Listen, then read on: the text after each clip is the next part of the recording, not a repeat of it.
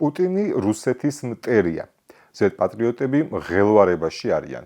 კრემლი კი საგაზაფხულო შეტევას ისევ მექანიზირებული შტურმებით იწყებს და სლავიანსკი-კრამატორსკის მიმართულებას სულ უფრო უახლოვდება.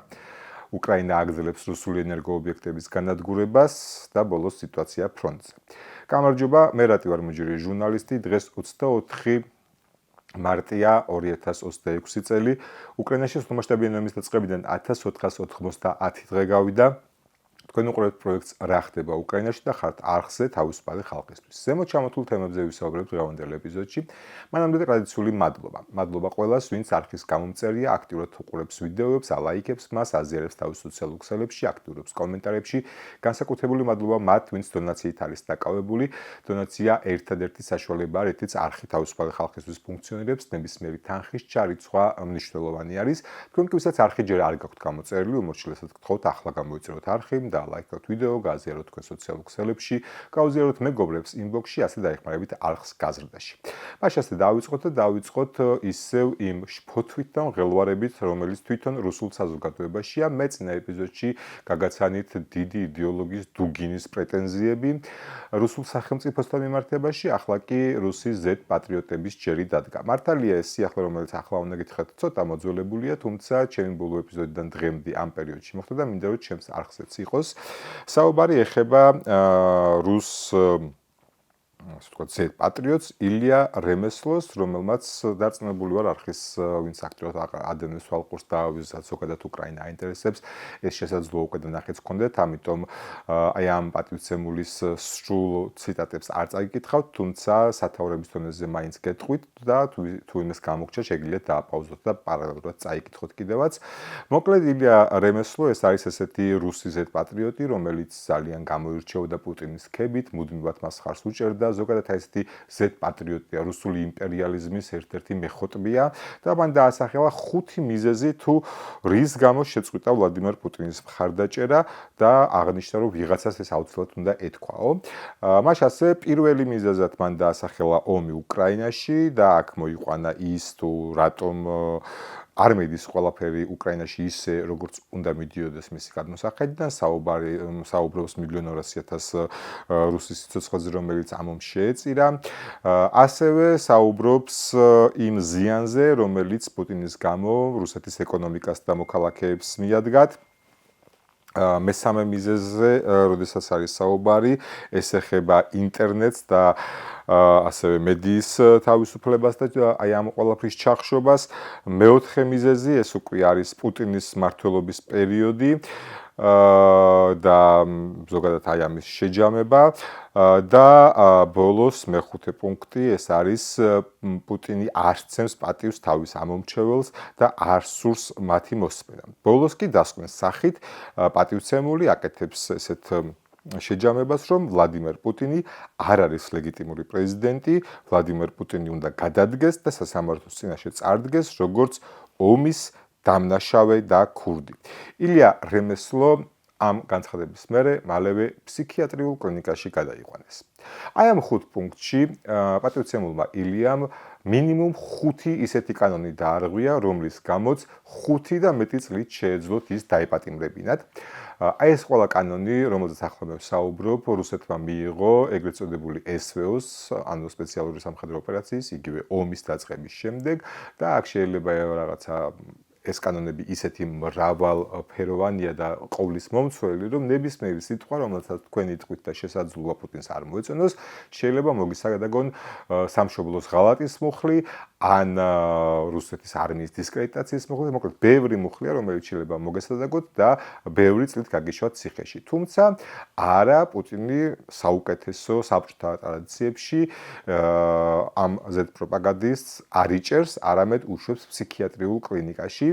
ეს არის სწორედ ის საბჭოთა მიდგომა, რომელიც ანადგურებს მოქალაქეს განსხვავებული აზრის გამო და ის რომ დაიჭირათ, შესაძლოა ვიღაცას ეფიქრა, რომ სწორედ სიმართლის თქმის გამო დაიჭირეს, მაგრამ გაუშვეს ფსიქიატრიულში და ის ვინც ფსიქიატრიულშია, მისი აზრი საერთოდ რამოსატანია. აი ასე უსწორდება რეჟიმი თავის მომხრეებსაც კი და უნდა აღინიშნოს, რომ ძალიან ბევრ ინფორმაციას გავეცანი ამ ბოლო პერიოდში და ეს ადამიანი გამოირჩეოდა არა მხოლოდ იმით, რომ ძალიან ერთგული პროპაგანდისტი იყო და ძალიან მხარს უჭერდა პუტინს და მის აი ამ თელს მოღვაწეობას. არამედ ის ასევე ჩართული იყო ძალადობრივი ჯგუფების დაორგანიზებაში და არაერთ ადამიანს გაუმწარა სიცოცხლე, არა მხოლოდ პროპაგანდით, არამედ პირდაპირ მნიშვნელობით და აი ასე არის რეჟიმის ბუმერანგი ერთ დღესაც აუცილებლად მოგიბრუნდება. ასეთი არის რუსული სახელმწიფო, თუ კი შენ სახელმწიფოს და იმ იმპერიალიზმს ემსახურები, რომელსაც პუტინი ასეთ ცდილობს, აუცილებლად ერთ დღეს ეს ბუმერანგი შენ დაგიბრუნდება და აი პატივცემული პროპაგანდისტის მაგალითად ძალიან კარგად ნახეთ, ის ახლა ფსიქიატრიულში არის ბევრი წლით გამოკეტილი. თუმცა მისმა აი ამ გახმოვანებულმა პრობლემებმა ეს პრობლემები არ მოგვარდა პირიქით, ინტერნეტი სულ უფრო იხშობა რუსეთში, თუმცა ამას პარალელურად გარკვეული პროტესტებიც ჩანს. აქა-იქ ძირითადად სოციალურ ქსელში რუსეთის მოქალაქეები ოკუპირებულ აფხაზეთში გადადიან იმისთვის, რომ ტელეგრამით, WhatsApp-ით და სხვა საერთაშორისო ინტერნეტ სერვისებით ისარგებლონ და იქიდან თვითთავენ ვიდეოებს, სადაც აკრიტიკებენ ასევე პუტინს. ნახოთ, იმათაც გაუშვებს თუ არა ფსიქიატრიულ კლინიკაში, თუმცა მანამდე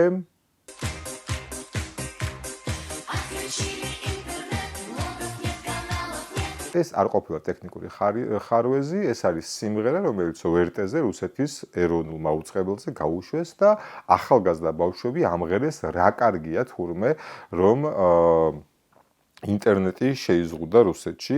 აი ასეთიც ხდება ეს არის რუსეთი, შეგიზღუდავენ ინტერნეტს და მე ბავშვებს ამღერებენ, რომ ეს ძალიან კარგია და არაფერი ამაში უცნაური არ არის. გადავიდეთ ახლა უშუალოდ პროპაგანდიდან ომზე და პირველ რიგში უნდა ითქვას, რომ უკრაინელები აგრძელებენ ენერგოობიექტების დაბომბვას, მათ შორის როსტოვში საფოხი მასალების აფეთქება, ანუ საფოხი მასალების საწარმოს აფეთქება მოხდა, სწორედ ამ კადრებს ადევნებთ ახლა თვალყურს. ზუსტად რა ტიპის დაზიანება იყო, ალბათ ცოტა ხანში უფრო დეტალურად გახდება ცნობილი, თუმცა როგორც კადრებიდან ჩანს, საკმაოდ დიდი არის აალება. გარდა ამისა, პრიმორსკში ნავთობის ჰაბს დაარტყეს, ეს არის ბალტიის ზღვაზე, ჩრდილოეთით. და იქაც საკმაოდ დიდი დაზიანება არის, როგორც ერთი შეხედვით ჩანს, რამდენიმე ერთეული დრონი და რაკეტა მიფრინდა ამ დანიშნულებაზე და შესაბამისად ველოდებით აქედან ინფორმაციებს კონკრეტულად რა დაზიანდა, რა ზარალი მიიღო რუსეთის სახელმწიფომ ამ ყველაფრისგან, თუმცა უნდა აღენიშნოს, რომ უკრაინელები ამ მხრივ არ ჩერდებიან, გარკვეული პაუზის შემდეგ უკვე ისევ ინტენსიური გახდა სამხედრო თუ ენერგოობიექტების დაბომბვის ფაქტები. აქვე უნდა შევეხო კიდევ ერთ ფაქტს, გავრცელდა ინფორმაცია იმის შესახებ, რომ უკრაინის გენშტაბმა მიიღო გადაწყვეტილება, რომ უკრაინის შეიარაღებული ძალები აღარ მიიღებენ მონაწილეობას საერთაშორისო წვრთნებში და ამის ოფიციალურ მიზეზად დაასახელეს ის, რომ დასავლელი ინსტრუქტორები არ არიან თანამედროვე ომების ადეკვატურები და ეს იყო ასე ვთქვათ ოფიციალური განცხადება. ამას მერე მოყვა შიდა უკრაინული განხილვები და სხვადასხვა ორად გაიყო აზრი, მოკლედ თუ რა იყო რეალურად, ასე ვთქვათ, მიზეზი, რატომაც აღარ მიიღებენ მონაწილეობას, ჯერ ეს გადაწყვეტილება საბოლოოდ მიღებული არ არის, თუმცა იდეის დონეზე უკვე გაჟღერებულია. მაშასე ერთ-ერთი მიზეზი, რომელიც სახელდება, არის ის, რომ ის სერიოზული ადამიანური დეფიციტი, რომელიც უკრაინის შეიარაღებულ ძალებს აქვს და ეს ნარჩუნდება, ეს ხელს უშლის, ასე ვთქვათ, საზღვარგარეთ წაყვანა ჯარისკაცების იქ მომზადება ნაკლებად ადეკვატურ ინსტრუქტორებთან და აქ საუბარი არის ადეკვატურობაზე თანამედროვე ომებთან მიმართებაში, მე ამ ხალხის უკან მოყვანა, მე ინტეგრაცია ბრიგადებში ეს დროში იწელება და ისედაც ეს ადამიანური დეფიციტი, ამას როგორც ამბობენ უკრაინის გენშტაბს ურჩევნია, რომ ეს ახალწვეულები, რომლებიც მიყავთ, ჯერ გადაამზადონ ზურგში და შემდეგ უკვე საბრძოლო მოქმედებებში გაშვებამდე თვითონ ბრიგადებს მიამაგრონ, ბრიგადების საჭიროებიდან გამომდინარე გადაამზადონ ეს ხალხი, მოხდეს ინტეგრაცია და უფრო მომზადებულები წავიდნენ ფრონტზე. თუმცა არსებობს კიდევ ერთი ვერსია, რომელიც პრინციპში მათ შორის ასევე უკავშირდება ადამიანურ უკრაინულ დეფიციტს, რომელიც უკრაინის შერეღებულ ძალებს გააჩნიათ და ეს არის დეზერტირობის მაღალი მაჩვენებელი. მე რამდენადაც მქონდა კომუნიკაცია ჩემს ხარობთან უკრაინაში და ამ საკითხის გარკვევას ვეცადე, დაფიქსირდა არა ერთი და ორი, არამედ ათეულობით შემთხვევა, როდესაც უცხოეთში წვრთნებზე წასული სამხედროებმა დატოვეს თვითნებურად დისლოკაციის ადგილები და პოლიტიკური თავშესაბარის მოთხოვნით მიმართეს ამა თუ იმ ქვეყანას. შესაბამისად, ეს დეზერტირობის ფაქტები მზარდი ტენდენცია იყო და შესაბამისად უკრაინის გენშტაბმა მიიღო ეს გადაწყვეტილება, როგორც გითხარით, ასე ვთქვათ, ოფიციალურად იყო განმარტებული, რომ დასავლელი ინსტრუქტორები ვერ არიან ადეკვატურები თანამედროვე ომებთან, ხოლო რაც შეეხება შიდა უკრაინულ განხილვებს და ასევე ინსაიდერულ ინფორმაციებს, რომელიც უკრაინაში არის, უკვე გაგაცანით. ერთი არის ის, რომ უკეთესად მოხდეს ინტეგრაცია ბრიგადებთან, მეორე კი არის დეზერტირების მაჩვენებელი და ამის აღსაკვეთად გადაიდგა ეს ნაბიჯები, ასეთი არის ინფორმაციები, რომელიც ამ კონკრეტულ ფაქტთან დაკავშირებით ვრცელდება. ახლა კი უკვე ხედავთ კადრებს, ეს არის შვედური სადაზვერვო თვითმფრინავი. არ ვიცი ამდენად გახსოვთ, მაგრამ დაახლოებით 6 თვის წინ გავრცელდა ინფორმაცია, რომ შვედები გადაცემდნენ 2 ასეთ თვითმფრინავს უკრაინელებს. ის გამოირჩევა 300-400 კილომეტრის სიღრმეში დაკვირვების უნარით და შესაბამისად ეს არის საკმაოდ კარგი სადაზვერვო თვითმფრინავი, რომელიც აძლევს საშუალებას უკრაინულ მხარეს უკეთეს კოორდინაციაში, როგორც ავიასამიზნეების განადგურებაში, ასევე საკუთარი კონჩეტოების წარმოებაში, ასე რომ როგორც ჩანს, ამ ორიდან მინიმუმ ერთი უკვე გადაცემული აქვს უკრაინელებს, ისე რომ არ გახმაურდა, შესაბამისად ანუ ეს დაპირება, რომელიც იყო იმასთან დაკავშირებით, რომ მიიღებდნენ შვედურ სადაზვერვო თვითმფრინავს, როგორც ჩანს, უკვე შესრულებულია. ეს უკვე რუსული სამოქალაქო თვითმფრინავის ფრაგმენტებია, რომელიც რუსულმა ჰაერსაწინააღმდეგო სისტემამ სადღაც მოსკოვთან ახლოს ჩამოაგდო. როგორც ჩანს, რუსი მეზენიტეები ისევ საკმაოდ უცნაურად მოქმედებენ და ეს სამოქალაქო თვითმფრინავი აერიათ ალბათ რომელიმე უკრაინულ დრონში დროის მონაკვეთში ემთხვევა იმ ფაქტს, როდესაც ხდებოდა მოსკოვის მიმართულებით უკრაინული დრონების და ავტოსანი რაკეტების გაშვება. კიდევ ერთი შემთხვევა მოხდა ტრაგიკული, ეს არის უკვე ბელგოროდში, რუსეთში, ასევე ფოსტას დაეცა როგორც თვითონ რუსებმა გაავრცელეს თავდაპირველად დრონი, შემდეგ უკვე საუბარი იყო, რომ ფრთოსანი რაკეტა, 4 მშვიდობიანი მოქალაქე დაიღუპა. როგორც გითხარით, პირველ ეტაპზე რუსებმა გაავრცელეს ინფორმაცია, რომ ეს იყო უკრაინული დრონი, თუმცა იმხელა ღრმული დატოვა აფეთქებამ, რომ დრონი საეჭვო, უფრო ალბათ რაკეტა იყო. მაგრამ აქ არის რამდენიმე საეჭვო გარემოება ნომერი 1 და მთავარი საეჭვო არის ის, რომ არანაირი ფრაგმენტი არც დრონის და არც რაკეტის არ აღმოჩენილა, რომელიც დაადასტურებდა, რომ ეს იყო უკრაინული დრონი. არ ვამტკიცებ, რომ ეს არ იყო უკრაინული დრონი ან უკრაინული ფრთოსანი რაკეტა, თუმცა ამის დამადასტურებელი ფაქტი არ არსებობს. როგორც წესი, ნამსხვრევები არის ხოლმე შემთხვევის ადგილზე, რომელიც დაადასტურებს დრონის ან რაკეტის წარმომავლობას. შესაბამისად, რაიმე ფაქტი რომ არსებობდეს, რომ ეს ნამდვილად უკრაინული ამას რუსები აუცილებლად ააფრიალებდნენ, თუმცა ეს მსგავსი არაფერი არ ყოფილა. მაგრამ კიდევ ერთხელ არ ვამტკიცებ, რომ ეს არ იყო უკრაინული ფრთოსანი რაკეტა ან დრონი. ერთადერთი მეორე საეჭვო გარემოება კიდე რაც არის, რომ თუ კი ვთქვათ, აი თვითმფრინავის შემთხვევაში ემთხვევა დროში იმ მოცემულობას, რომ უკრაინელები ბომბავდნენ რუსეთს, როდესაც დაეცა ბელგოროდის ფოსტის შენობას ეს ფრთოსანი რაკეტა, მაშინ არანაირი აქტივობა უკრაინელების მხრიდან არ ყოფილა.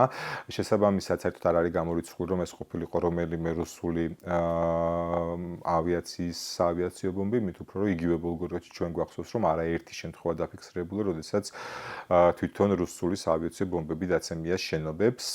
ყოველ შემთხვევაში ტრაგიკული ფაქტი სახეზეა, 4 მშვიდობიანი ქალი გარდაიცვალა ამ დაბომბვის დროს.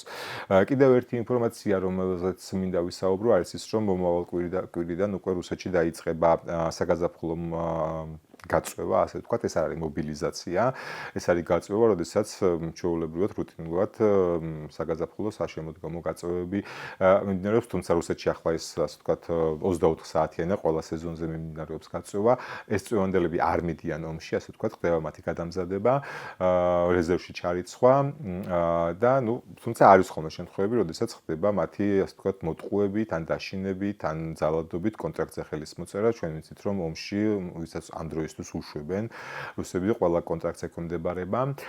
თუმცა არის კიდევ ერთი გარემოება, აი ამ წვევანდელებს უშვებენ ხოლმე სასაზღვრო ზონაში, იგივე ვთქვათ, აი ამ ბელგოროდში, კურსკში, რასაც თქვი, რაზეც ვისაუბრეთ და ხშირია ხოლმე შემთხვევები, როდესაც წვევანდელები სწორედ აი ამ სასაზღვრო ზონაში იღუპებიან და მთელი ცინიზმი რაშია, ისინი ვინც აქ იღუპებიან, არ იღებენ არანაირ კომპენსაციას, იმიტომ რომ მათი ოჯახის წევრებს რუსეთის სახელმწიფოებდნენ, რომ ისინი ომში არ დაღუპულან, რუსეთის ტერიტორიაზე დაიღუპნენ, ამიტომ არ ეკუთვნით არანაირი სამხედრო კომპენსაცია. აი ასეთი სახელმწიფოა რუსეთი და აი ამ წვევანდებისგან განსხვავებით აუცილებლად მიცემენ კომპენსაციას რუსული ვერტმფრენების პილოტებს, რომლებიც ამ შაბათ-კვირას დაიღუპნენ. აი ეს კადრები არის ორი ვერტმფრენი K-52 ჩამოაგდეს უკრაინელებმა ამ შაბათ-კვირას, უბრალოდ ერთის დამადასტურებელი კადრები გვაქვს, FPV დრონით ჩამოაგდეს, მეორეზე უბრალოდ ინფორმაცია გვაქვს, რომელიც გაავრცელეს ბლოგერებმა, რომ მათი ახლობელი პილოტები დაიღუპნენ. უნდა აღინიშნოს, რომ ეს არ იყო პირველი მცდელობა, როდესაც FPV დრონებით ვერტმფრენი ჩამოგდებას ცდილობდნენ უკრაინელები, თუმცა ვერტმფრენი გაცილებით ჩქარად დაფრინავს და ყოველთვის ძალიან რთული იყო. ეს ახლა შეიძლება ითქვას, რომ FPV დრონის პილოტს უბრალოდ გაუმართა შემხვედრი ვერტმფრენი იყო, ერთი როგორც კადრებში ჩანს აცდა, ვერ დაეწია და მეორეს უკვე შეიჯახა.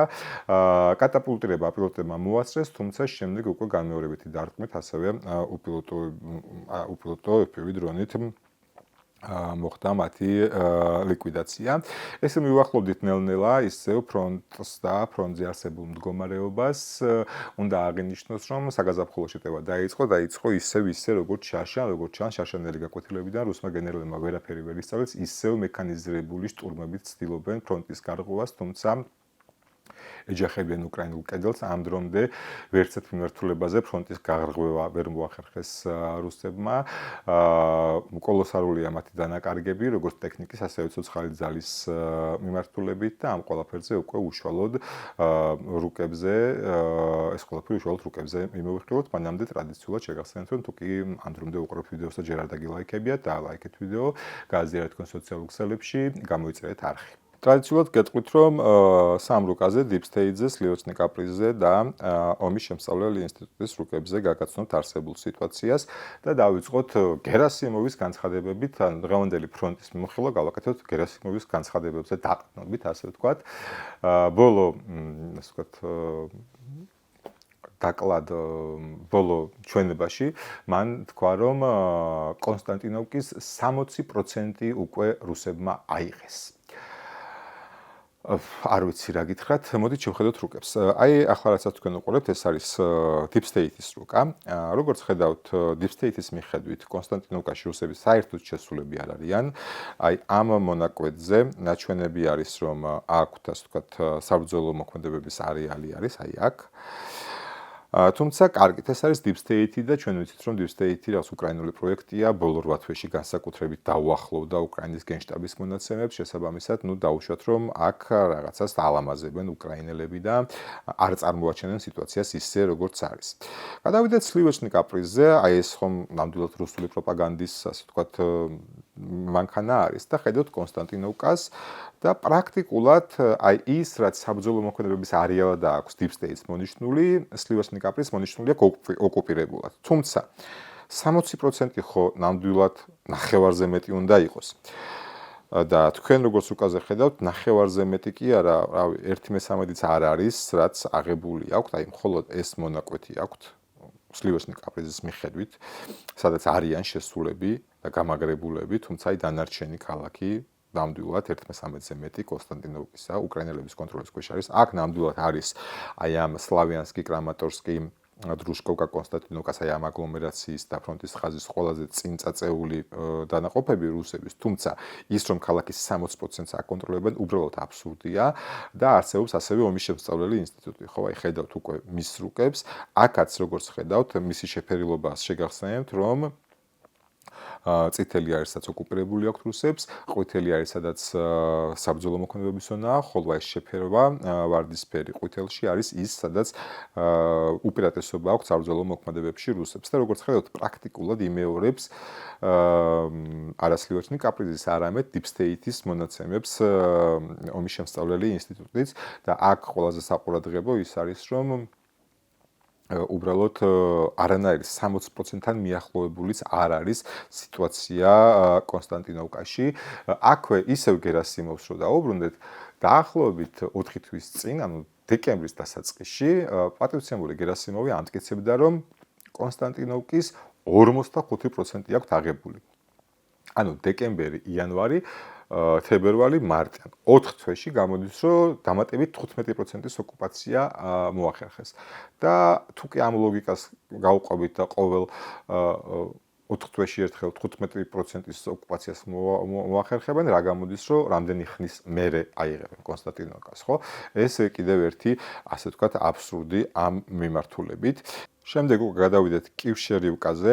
ეს არის დაახლოებით კუპიანსკის მიმართულებით, აი ეს არის კივშერიუკა.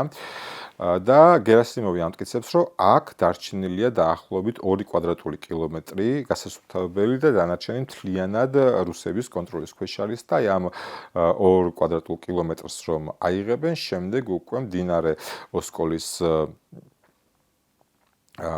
იქით სანაპიროზე გაუშვებენ რუსები უკრაინელებს. აი აქ ჩამოდის ეს მდინარე.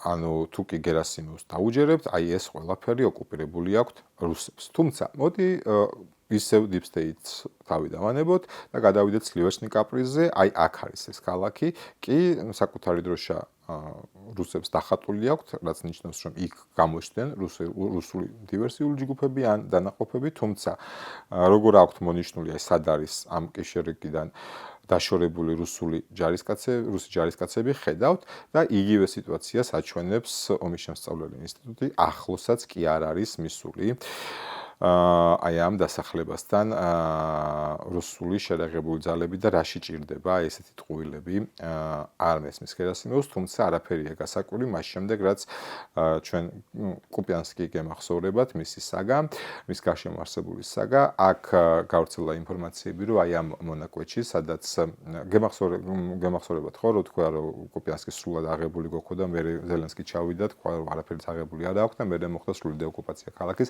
აი ამ მონაკვეთში რომელიც შემოხაზი არის დარჩენილი ყოველ შემთხვევაში არსებული ინფორმაციით გარკვეული რუსული ჯგუფები სამონტყოფოში იყვნენ გამაგრებულები და ბოლოს გავრცელებული ინფორმაციით ყველა მათგანი უკვე ლიკვიდირებული არის, თუმცა აქ ერთი საინტერესო ფაქტია ასევე, რომელიც ეხება Z-ბლოკერების და ოფიციალური რუსული პროპაგანდის დაპირისპირებას. აი ეს სამონტყოფო ცოტა ხნის წინ უკრაინელებმა ავიაციით დაბომბეს და რუსული პროპაგანდა ასე ვთქვათ, ძალიან ხმამაღლა ამბობდა, რომ ნახეთ უკრაინელებმა საკუთარი ძალები დაბომბესო, რა დროსაც რუსი Z-ბლოკერები იწერებოდნენ, რომ ნუ ასრულებთ ხალხს, იქ ჩვენები იყვნენ გამაგრებულები და ამ ფაქტის შემდეგ რამდენიმე დღეში უკვე დადასტურდა, რომ ყველა რუსი, რომელიც გამაგრებული იყო აი ამ სამონტყოფოში, ლიკვიდირებულია და ახლა კუპიანსკი პრაქტიკულად სრულად დეოკუპირებული არის. შემდეგი მონაკვეთი, რომელზეც უნდა გადავიდეთ, უკვე არის შედარებით სამხრეთით და ეხება ლიმანს, ასე ვთქვათ, სლავიანსკ-კრამატორსკის მიმართულებას. აი აქ ესეთი ვითარება არის, ყველაზე დიდი წინსვლა რუსებს ამ მიმართულებაზე აქვს და მე გიყვებოდით წინა ეპიზოდში, რომ მას შემდეგ რაც ეს წინსვლები ჰქონდათ აი ამ მიმართულებებზე, რუსებს ისინი შეეცდებოდნენ, რომ ფრონტის ხაზი დაესტაბილურებინათ მაქსიმალურად და მერე გაეგრძელებინათ შეტევა იმისთვის, რომ ფლანგებიდან არ ყოფილიყო საფრთხე აი ამ სოლისებური გაჭრების ზე იერიშის მიტანის და თქვენ ხედავთ რომ სწორედ ეს მიმდინარეობს ახლა რუსები ცდილობენ აი ამ მონაკვეთის ამოვსებას რაც შეეხება ლიმანის მიმართულებით აი ეს ის მიმართულება არის საიდანაც ყველაზე ერთ-ერთი მასიური ასე ვთქვათ მექანიზირებული იერიში მიიტანეს რუსებმა და აქ პრინციპში უნდა აღინიშნოს რომ ყველა მათგანი პრაქტიკულად განადგურებული არის აი ეს იერიშის მცდელობები აღკვეთილია და აქვე უნდა ითქვას კიდევ ერთი ინფორმაცია, რომ უკრაინის მესამე პოლკმა გაავრცელა ინფორმაცია იმის შესახებ, რომ ჩვენ გავაჩერეთ რუსების შეტევა. ეს ვფიქრობ, რომ ცოტა ხმამაღალი ნათქვამი არის. გავაჩერეთ შეტევა, მე მესმის ისე, რომ მორჩა, აქ შეტევა აღარ განვითარდება, რაც პრინციპში მტყუილია, იმიტომ რომ ამ იგივე მიმართულებაზე შეტევების მცდელობები კიდევ არის. კი, ნამდვილად ასე ვთქვათ, შეაჩერეს, არაერთი შტურმის მცდელობა აღკვეთეს, ფრონტის ხაზი ამ მიმართულებაზე ვერ გაირღვა, თუმცა, იმის თქმა, რომ რაღაცა გავაჩერეთ, ეს სიმართლეს არ შეესაბამება. მე ასევე გიყვებოდით ინფორმაციას იმის შესახებ, რომ უკვე კრამატორსკი და სლავიანსკი არის საარტილერიო ცეცხლის ქვეშ დისტანციაზე და ასევე გამოვთქვი ვარაუდი რომ სასურველია თუ კი აქედან უკვე მშვიდობიანი მოქალაქეების ევაკუაცია დაიწყება და სამხედროები დაეკავებენ ადგილს გავრცელდა თითქოს მსგავსი ტიპის ინფორმაცია რომ სლავიანსკიდან დაიწყო ეს იზოლებითი ევაკუაცია თუმცა ჯერჯერობით რაიმე ოფიციალური დადასტურება ამისა არ ყოფილა მანამდე მოდით ამ სლავიანსკი კრამატორსკის მიმართულებას სხვა რუკებზე შევხედოთ განსაკუთრებით აი ამ სლივოსნი კაპრიზის რუკაზე ჩანს ის სიტუაცია რაზეც მე ვიძახდი რომ რუსები ეცდებიან აი ამ ფრონტის ხაზის გასწორებას და ისე შეტევას ამ მიმართულებით და აი აქ კარგად ჩანს აი ეს წინსვლა რაც შეეხება ომის შემსწავლელ ინსტიტუტს აი აქ კიდევ უფრო რთული სიტუაცია არის დახატული უკრაინელებისთვის ვიდრე თუნდაც სლივოსნი კაპრიზზე და ეს არ არის პირველი შემთხვევა ჩვენ ვიცით რომ ომის შემსწავლელი ინსტიტუტი ერთ-ერთი ყველაზე ადეკვატური წყარო რჩება რუკებზე დასაკვირვებლად. აქვე ევაკუაციაზე მინდა ვისაუბრო, აი ეს კადრები არის არა სლავიანსკში გადაღებული, არამედ სხვა მიმართულებაზე, სადაც ჩარჩენილი არის, ასე ვთქვათ, ხანში შესული უკრაინელი მოქალაქეები ისინი პირველ ეტაპზე თავის ოჯახის წევრებს არ გაყვნენ ევაკუაციის დროს და ახლაც როდესაც უკრაინის ეროვნული პოლიცია ჩადის და ცდილობს მათ გამოყვანას უარს ეუბნებიან აქ მოკლედ ესეთი სიტუაცია არის რომ ანუ ამ ქალაქებიდან ევაკუირებული ოჯახის წევრები რეკავენ პოლიციაში რომ იქ ჩარჩენილი ეს და ეს ადამიანი ამ ადამიანის სამართლად იქნება როგორმე გამოიყვანოთ პოლიციელები მიდიან თხოვენ ამ ხანში შესულ ხალხს რომ დატოვონ სახლები, თუმცა მათი პასუხი არის, რომ მირჩევნია აქ მოხვდე, ვიდრე წავიდე, რაც პრინციპში ძალიან დიდ პრობლემას ქმნის საბრძოლო მოქმედებებისთვის, იმიტომ რომ ქალაქები, რომელიც ევაკუაცია ხდება და რომელიც თლიან საბრძოლო მოქმედებების რაიონში არის გადასული, იქ შესაძლებელია, რომ თქვა, დაინაღმოს აი შესაბამისი ინფრასტრუქტურა და სხვა ტიპის სამხედრო ნაბიჯები გადაიდგას, რაც მერე ბუნებრივად წევს რისკს იმისა, რომ ეს ხალხი იქ დაიღუპოს და თქვათ ომის მშვიდობიანი მოქალაქეების სტატისტიკას შეემატონ, თუმცა ესეთი არის მოცემულობა, რაც ასე ვთქვათ სამწუხარო მოცემულობაა, მაგრამ რას ვიზამთ ეს ხალხი არ გადის და რაღაცა იძულებით როგორ უნდა არის პოლიციელებმა იძულებით უნდა წაიყვანონ თუ არ უნდა წაიყვანონ თუ რა უნდა მოხდეს ძალიან რთული გადასაწყვეტია ამ მიმართულებაზე. შემდეგი ეპიზოდი მონაკვეთი რაზეც მინდა გადავიდე, ეს უკვე არის სულიეპოლე და დნეპროპეტროვსკის მიმართულება. აქაც აქვს გარკვეული წინსვლა, განსაკუთრებით სულიეპოლის შემდეგ უკვე აი აქ ზალეჟნიჩაზე რუსებს აი ესეთ სიტუაციას ხატავს. აი ესეთი არის სლივოსნი კაპრიზი, რაც შეეხება ომის შემსწავლელ ინსტიტუტს, აი აქ ყველაზე ნათლად ჩანს უკვე როგორც რუსების წინსვლა, ასევე აი ეს ლურჯი მონიშნა დნეპროპეტროვსკის ოლქში, სადაც მოხდა ხდებოდა უკრაინელების აქტიური კონჩეტევა, აქედანაც გავრცელდა მექანიზირებული შტურმის კადრები, რომელიც ასევე ნადგურდებოდა.